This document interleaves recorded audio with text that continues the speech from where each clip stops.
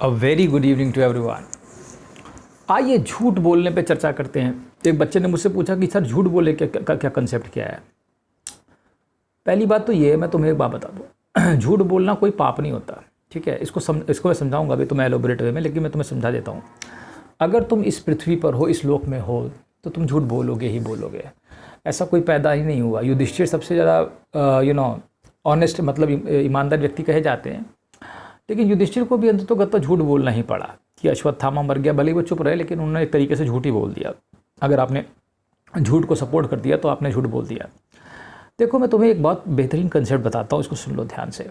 अगर तुम अपने आप को एक बहुत साफ़ सुथरा ईमानदार इंसान यहाँ समझना की बनाने की कोशिश करते हो, तुम कहते हो ना ना ना ना, मैं तो ये नहीं देखता, मैं तो झूठ भी नहीं बोलता, मैं तो ये बेईमानी भी नहीं करता, तो तुम झूठ बोल रहे हो। ठीक है, मालूम है तुमसे कहो तुम पॉर्न देखते हो कि नहीं, तुम कहोगे नहीं जी मैं तो नहीं देखता, पर मुझे मालूम है तुम देखते हो। उसमें एक्सेप्ट क्यों नहीं करते कोई चीज़?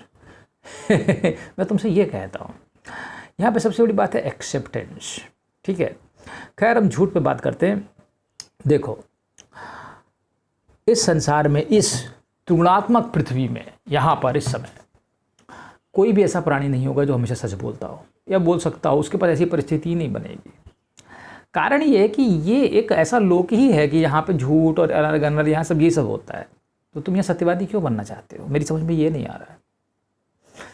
अब झूठ का कंसेप्ट भी सुन लो। किसी का स्वभाव हो सकता है झूठ बोलना, भगवान ने झूठ बोलने का टैलेंट पकड़ा दिया हो, वो झूठ ही बोलता रहता होगा, उसकी कोई गलती नहीं है, उसे कुछ नहीं होगा, बोलो, क्योंकि उसका स्वभाव है। ठीक है, दूसरी चीज़, एक आदमी है डर डर के झूठ बोलता, पता नहीं भगवान देख ना रहे हो, डर मुझे देख ना रहे हो, मुझे पाप लगेगा, मैं ये होगा वो होगा, तो तुम तो बेकार हो। सबसे बेकार कैटेगरी यही है। या तो बोलो ही मत, या तो हाँ रखो अपनी बात को, या तो ना रखो। ठीक है, सीधी बात। दूसरी बात, और पता नहीं तीसरी बात, कोई चीज़ करने के बाद सोचना मत। मैंने वहाँ झूठ बोल दिया, उसको 100 बार सोच लिया तो तुम गए, 10 बार भी सोच लिया तो तुम गए। अगर तुम्हारे दिमाग में इतनी तुमने कैपेसिटी डेवलप कर ली है कि किसी चीज़ को वहीं पे दबा दो, तो तुम्हें कोई असर नहीं होगा। मैं तुम्हें कोई ट्रिक नहीं बता रहा हूँ, ये फैक्ट है, लेकिन तुम कर पाओ तो ये तब की बात है।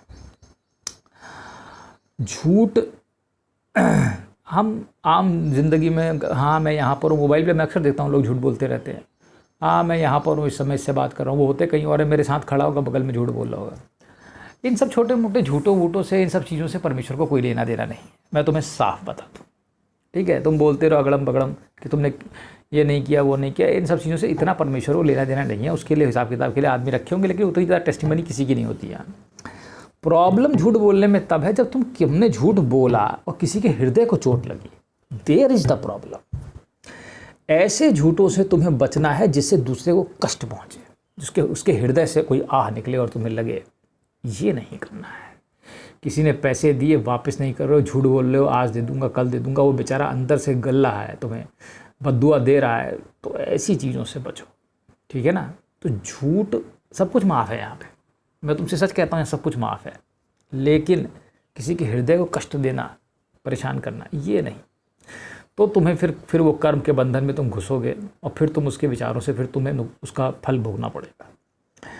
तो झूठ हंसी मजाक में चल सकता है, वैसे थोड़ा बहुत सब जगह चल सकता है, ऐसा इतना कुछ नहीं है। परमेश्वर इतना उस मामले में इतना सख्त नहीं है, लेकिन अगर वो किसी के हृदय को कष्ट पहुंचाता है तो वो खतरनाक है। Then you should not speak that sort of lies. ये मेरी राय है। ठीक है, इस बारे में हमेशा ध्यान रखना। चलो।